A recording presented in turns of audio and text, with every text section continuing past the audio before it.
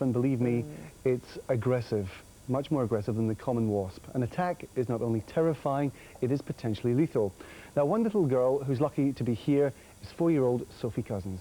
She was stung 70 times. We'll find out what happened to her in just a moment, but first over to Sonia Legg, who discovered a nest hidden away in a back garden in Norwich. Good morning. Yes, it's not the sort of place you'd expect to find a potentially dangerous form of wildlife, but behind this house on a Norwich housing estate, we have a rather nasty wasp's nest. Now, they're not ordinary wasps in this wasp's nest. They're actually called media wasps, commonly known as the Euro wasp. Now, it didn't exist here in Britain until 1980, but mild winters have let them thrive. Now, we've got a team from the Environmental Health here, ready to sort it out. Good morning to you guys. Morning. First of all, let me actually show you this wasp's nest, which is here in the corner, actually right by the house. Now, I'm not going to touch it because the wasps could come out and they are potentially dangerous. I'm going to get some protective gear on before I do that. And let's find out what the guys are actually going to do to get rid of it. So, Malcolm, what are you going to do? Well, what we're going to do is spray the nest with an insecticide specially formulated for wasps, and total destruction should be achieved within around 2 hours. Is the operation very dangerous? Not providing the chaps are wearing their protective clothing, and we always recommend that the area is scanned so people aren't in the close vicinity. OK, well, we'll make sure there's people out of the way. I'm going to get some protective clothing on and join us in about just under an hour's time and see how we get on. Thanks very much, Sonia. Now, joining me here is Sophie Cousin, who's only 4, but who was stung 70 times by those wasps, and her mother, Sandra, and brother Bob. Good morning to you all. Good morning. Now, Sophie's still got sting marks left on her legs. I don't know if we can get a shot of these. Well, they're not very nice. Goodness She's fallen me. over as well, but these are quite irritating this morning. They seem to have come up again, and there are some more further up, but we won't. And tell me, Sophie, how sore was it? Not very well. You weren't very well. No. And Sandra, it was Basil's fault, was it? Now, Basil's your puppy here. What happened? Well, they all went up to the garden as normal, playing. It was just a normal day, really. And my big son, John, and I were left downstairs in the kitchen. And they all went up, and then we heard this horrific screaming about 10 minutes later. It was only 10 minutes. And I said to John, can you go up and tell them to quieten down? They're getting a bit boisterous up there. And then I went out and my stomach turned. It was, you know, mother's instinct, call it what you like. And I said, John, just get up there, please. And he flew up the garden. And the sight that met us was absolutely horrific. Now, Bob, you helped out your sister as well. What did you do? Well, we was playing a game and we had to wait and then we had to go get them. But then there's calling us and there's like saying, Bob, quick, come. And so I went up there and she said if I beaver over her, so I just went up and got her down. And I just went back up again to get Basil, and then I went down and rang the ambulance. But they stung you as well, didn't they? Yeah. How badly were you stung? I think it's 27 times. And it was... And Basil as well, he was stung too, Yeah. wasn't he? And he had to go to the vet and go and have a big shot of antihistamine. Yeah, he had a drip. Yeah, it sounds like a nightmare. So you were just greeted by the sight of everybody covered in wasps.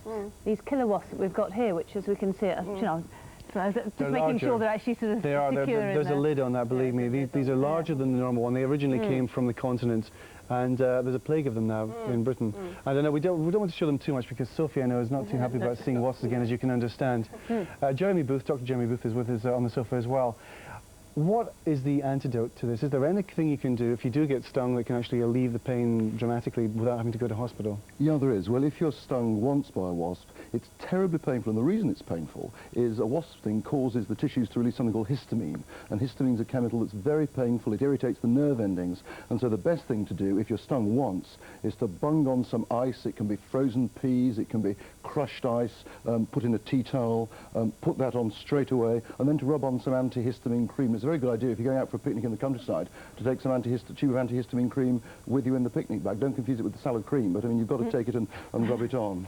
And these wasps are more vicious than the normal wasps we find. They're more vicious, and they're pretty sizable, as you can see. They inject a big dose of venom. So, I mean, but if you injected as much venom as little Sophie here had, then surely there's more of a danger that you're going to have a seriously allergic reaction. Absolutely, you bet there is. And the extraordinary thing about Sophie is that the lethal dose of venom is actually from 200 stings for an adult. So for a girl Sophie's size, it's a really significant amount of poison that she's taken on board. And if you're stung that many times, then the thing to do is to get straight to hospital. And Bob did the right thing, called the ambulance straight away, no messing around, straight to hospital, straight to medical attention, because the treatment you need for multiple stinging is much more. You'll need intravenous injections that clearly you can't give on a picnic site. So straight to hospital, no messing about. And are you extra careful now, Sandra, about where she goes for the rest of the summer? Oh yes, I will be. From now on? Oh, I will be, yeah. And does this mean that in future Sophie might be more prone to an allergic reaction, or does it make any difference whatsoever? Probably not in her case, because she was stung 70 times and she's got multiple stings, but not,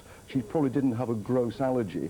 Some people who are actually allergic to wasp stings, when they come out in an urticarial rash, it's called, when it itches, big hives all over the body, you get wheezing, you have difficulty breathing. That's a really major medical emergency, and again, it's absolutely straight to hospital for that. Yeah. Sandra, what's happened to this wasp nest in your garden? It's completely gone. Thank goodness.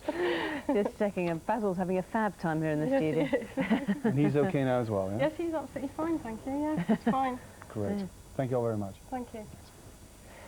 Time is now 6:90. If you thought the Cold War was over, think again, at least within the corridors of Britain's secret services. One ex-MI5 officer, David Shaler, is currently fighting extradition proceedings from a French prison cell over his revelations, and a former MI6 agent, Richard Tomlinson, has been served with an injunction preventing him from going public with details of an alleged MI6 murder plot. So are they right to try to blow the cover of Britain's secret services? In a moment, we'll be talking to David Shaler's brother, Jeremy, after this report from Ronke Phillips. Detained at the weekend by French police at the request of British authorities, David Shaler is fast becoming a martyr for some to the cause of free speech. They are hypocritical, and I'm surprised that the government committed to freedom of information and human rights is actually using this draconian law against my client and forcing him to be in a cell in Paris for no good reason. Shaler's crime that he was about to reveal yet more details about Britain's secret service, this time on the internet. Last year he fled the country after police raided his flat following his accusations that MI5 held files on Labour activists, some of whom now hold cabinet posts. Ironically, Shaler's arrest came just days after one of those activists turned minister, Jack Straw, launched a website designed to show the Secret Service are now more open. He's also accused